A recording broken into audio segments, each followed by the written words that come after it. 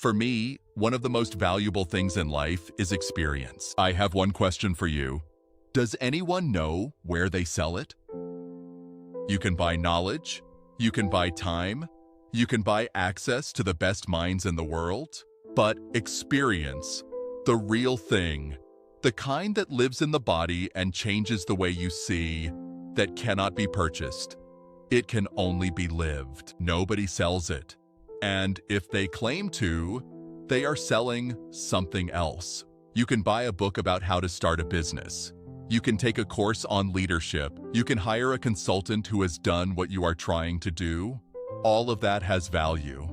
I am not dismissing any of it, but none of it is the same as having actually done it. Having failed at it, having stayed up at night with the weight of a real decision that only you could make. Having recovered from a real mistake, slowly, imperfectly, in the way that only time and necessity teach. That knowledge, the knowledge that lives in the gut, not just the head, cannot be downloaded, cannot be inherited, cannot be given by any teacher, however wise, to any student, however willing. It has to be earned. The old way, the only way, by living through things.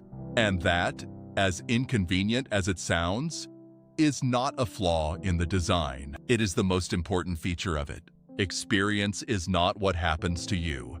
It is what you do with what happens to you. Two people can live through the same event and come out carrying completely different things. We tend to think of experience as something that accumulates automatically with age, that living long enough guarantees wisdom, that simply having been through things makes you better prepared for the next thing.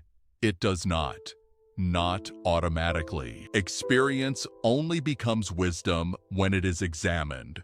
When you sit with what happened, honestly, without excuses or self-protection, and ask, what did this teach me? What did I do right? What would I do differently? What does this tell me about who I am and who I am becoming? Without that reflection, experience is just time passing. And time passing without reflection is not wisdom. It is simply age. There is a story about two merchants who both suffered the same catastrophic business failure. They lost everything they had built over many years. The first merchant spent the years that followed bitter and withdrawn. He spoke often about what had happened to him, always in the language of injustice. The experience had happened to him, and it stayed there, lodged in him like a stone, heavy and unmoving. The second merchant rebuilt. Not immediately, it took years, but he had done something the first merchant had not. He had sat with the failure long enough to learn from it. He had asked the difficult questions. He had changed specific things about how he operated, how he chose partners, how he assessed risk. When people asked him what had made him successful the second time, he answered without hesitation. The failure, the first time, taught me everything I know.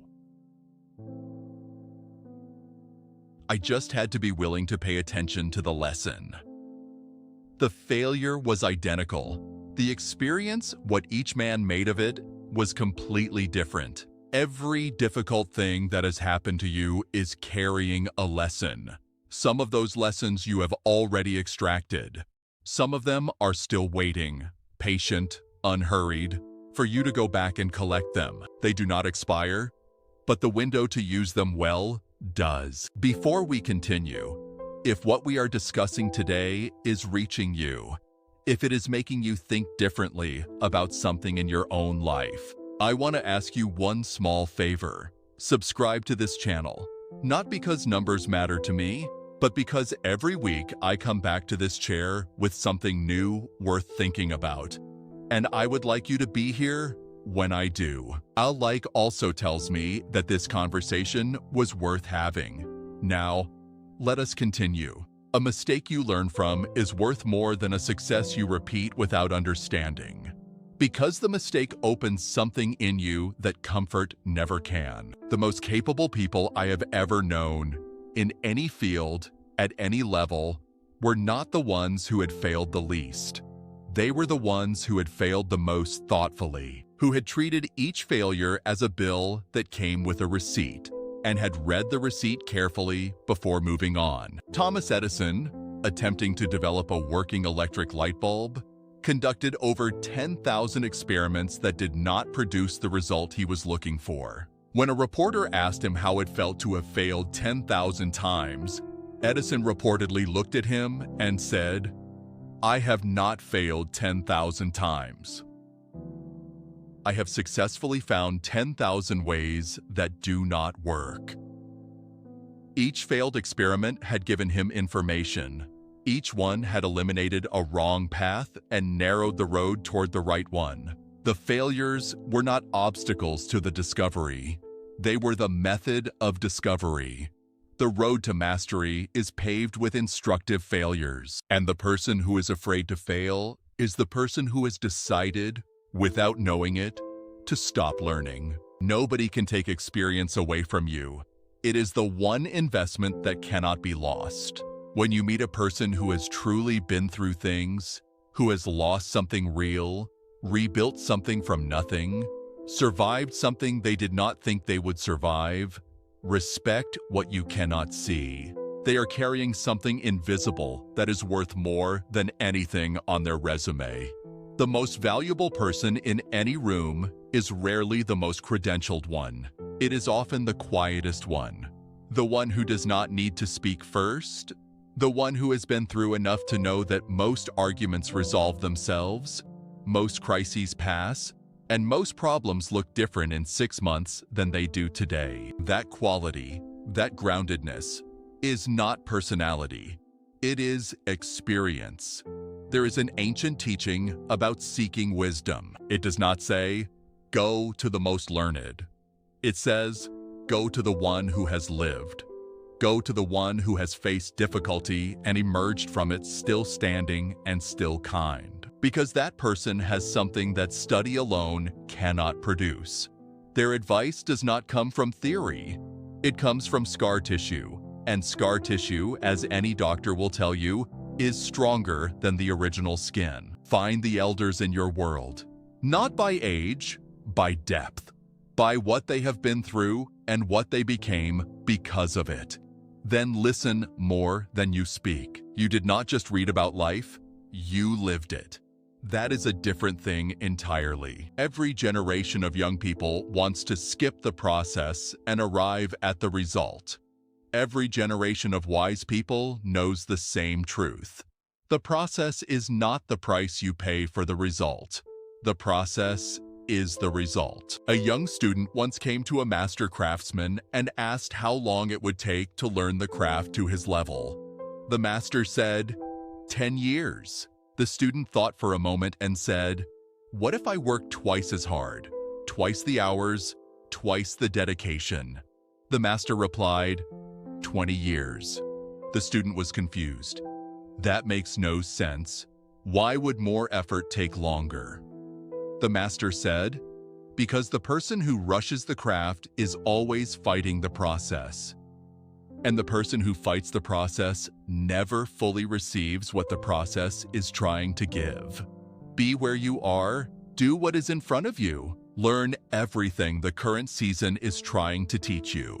The person you will be in 10 years is being built right now.